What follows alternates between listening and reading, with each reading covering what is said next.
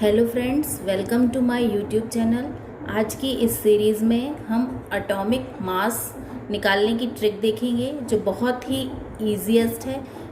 इस ट्रिक की सहायता से आप किसी भी एटम का एटॉमिक मास आसानी से निकाल सकते हैं। तो सबसे पहले हम देखते हैं कि जो ये एटॉमिक मास ट्रिक निकालने की मेथड है, इसमें मैंने इसको 3 पार्ट्स में पहले डिवाइड कर लिया है। पहला है मेरा एटॉमिक नंबर, दूसरा कॉलम है एलिमेंट्स, थर्ड कॉलम है एटॉमिक मास। इसमें हम देखेंगे कि मैंने हाइड्रोजन से लेके जिंक तक की बात की है। हाइड्रोजन का 1 है एटॉमिक नंबर, जबकि जिंक का 30 है। तो सबसे पहले हम देख लेते हैं कि जो एटॉमिक मास निकालने के लिए मैं आपको यहाँ पर एक फॉर्मूला बता रही हूँ। किस केस में अप्लाई होगा ये फॉर्मूला? जब यदि हम इवन नंबर की बात करें। कब? इवन के केस में। इवन अर्थात 2, 4, 6 इवन नंबर हो तो उस केस में आपका फॉर्मूला हो जाएगा एटॉमिक नंबर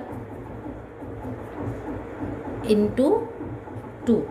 लेकिन ऑड की बात करें, जब एटॉमिक नंबर ऑड हो तो आपका फॉर्मूला हो जाएगा एटॉमिक नंबर इंटू 2 प्लस 1। ये दोनों फॉर्मूले आपको याद रखना है और इसी की सहायता से हम एटॉमिक मास निकालेंगे। तो हम सबसे पहले स्टार्ट करते हैं, फर्स्ट से लेकर देखते हैं। तो फर्स्ट में हम देखते हैं कि फर्स्ट जो एटम है वो है आपका हाइड्रोजन। लेकिन हाइड्रोजन का हमें निकालने की ज़रूरत ही नहीं है, ये तो हमें मालूम है कि हाइड्रोजन का एटॉमिक मास 1 होता है। तो ये आपका एक्सेप्शनल है, आप इसको छोड़ दें। अब हम देखते हैं हीलियम के केस में। तो हीलियम का जो एटॉमिक नंबर है ये 2 है, अर्थात इवन है। तो जब हम इवन की बात करेंगे तो इवन के लिए हमने फॉर्मूला देखा, फॉर्मूला होता है हमारा एटॉमिक नंबर। तो एटॉमिक नंबर कितना है यहाँ पर? 2 है, इंटू 2 हो जाएगा। 2 इंटू 2 इज इक्वल टू 4 हो जाएगा। तो आपका एटॉमिक मास क्या आएगा? 4, है ना। लेकिन जब हम लिथियम की बात करें तो लिथियम का क्या? ऑड है।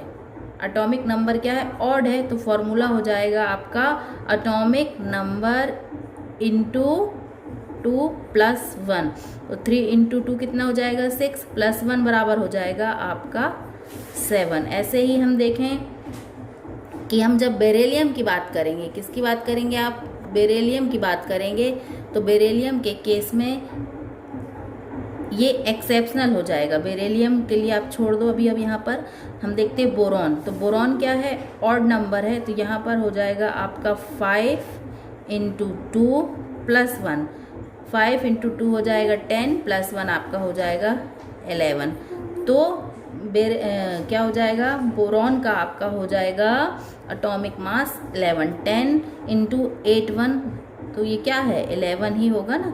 अब हम देखते हैं यदि कार्बन की बात करें तो कार्बन का क्या है? एटॉमिक नंबर इवन है। तो यहाँ पर फॉर्मूला कौन सा अप्लाई होगा? इवन वाला। एटॉमिक नंबर 6 इंटू 2 कितना होगा?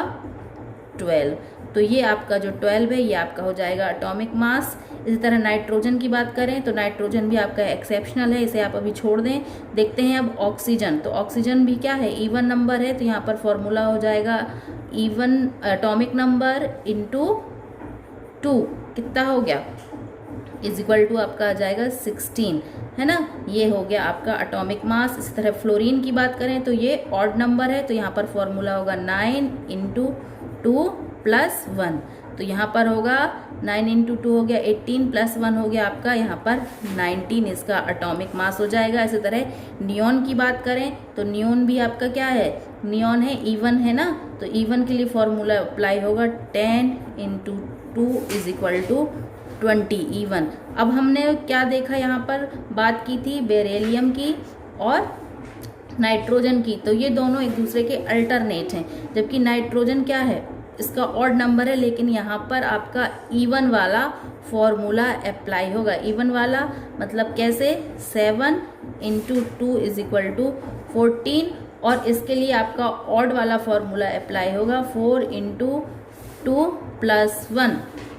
तो यहाँ पर आपका ये एक दूसरे के अल्टरनेट है। तो आप लोग ये याद कर लें कि इधर पर बस उल्टा होगा, इन दोनों के केस में अपोजिट होगा। इसके लिए आपका बेरिलियम नाइट्रोजन के लिए आपका इवन वाला अप्लाई होगा और बेरिलियम के लिए ऑड वाला फॉर्मूला अप्लाई होगा। तो इस तरह से आप 1 से लेके 10 तक एटॉमिक नंबर के लिए इस फॉर्मूला की सहायता से एटॉमिक मास निकाल सकते हैं। अब हम देखते हैं सोडियम के लिए। तो जब सोडियम की बात करेंगे तो सोडियम के लिए भी क्या है, 11 है, तो इसके लिए क्या कौन सा फॉर्मूला अप्लाई होगा, ऑड वाला, है ना। तो ये फॉर्मूला हो जाएगा आपका एटॉमिक नंबर इंटू 2 प्लस 1, तो क्या हो गया 23। इस तरह से आप आसानी से आप एटॉमिक मास निकाल सकते हैं। अब इसके लिए इवन नंबर है तो हो जाएगा 12 इंटू 2 इज इक्वल टू क्या हो जाएगा 24। अब मैंने यहाँ तक आपको बता दिए। इसी तरह आप आगे भी इस फॉर्मूला को अप्लाई करके एटॉमिक मास निकाल सकते हैं। बस आपको यहाँ पर 2 चीज़ें याद रखना है कि क्लोरीन और Cl और Ar, इन दोनों के लिए बस क्या है, ये फॉर्मूला यहाँ पर अप्लाई नहीं होगा। किस केस में, क्लोरीन और Ar, बस इन दोनों के लिए फॉर्मूला यहाँ पर अप्लाई नहीं होगा। जबकि पोटेशियम के केस में देखें तो इसका ऑड नंबर कितना, ऑड नंबर है 19, तो फॉर्मूला हो जाएगा 19 into 2 plus 1 is equal to हो जाएगा 39, एटॉमिक मास हो जाएगा 39। कैल्शियम की बात करें तो यहाँ पर भी देखेंगे इवन नंबर है तो ये हो जाएगा 20 इंटू 2 इज इक्वल टू 40। बस इन दोनों के केस में आपको याद करना पड़ेगा कि क्लोरीन का एटॉमिक मास होता है 35.5 और Ar का होता है 40।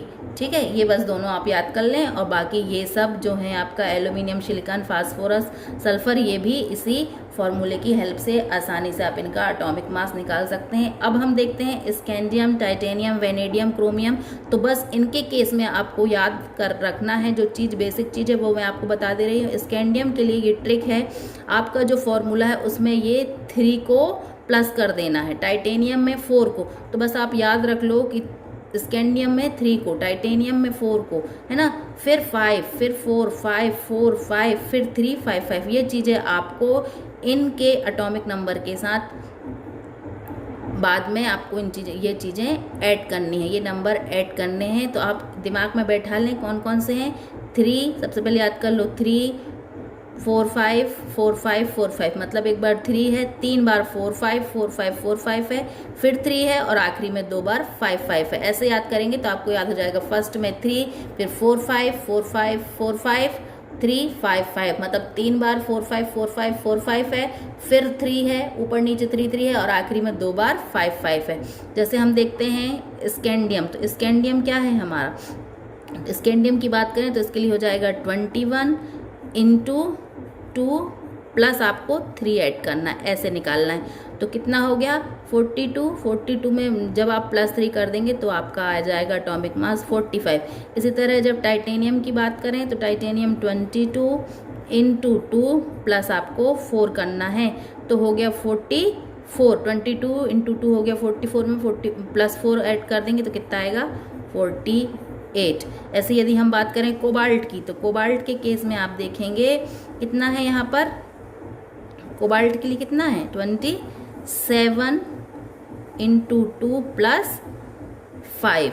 27 इंटू 2 कितना हो जाएगा, निकालिए,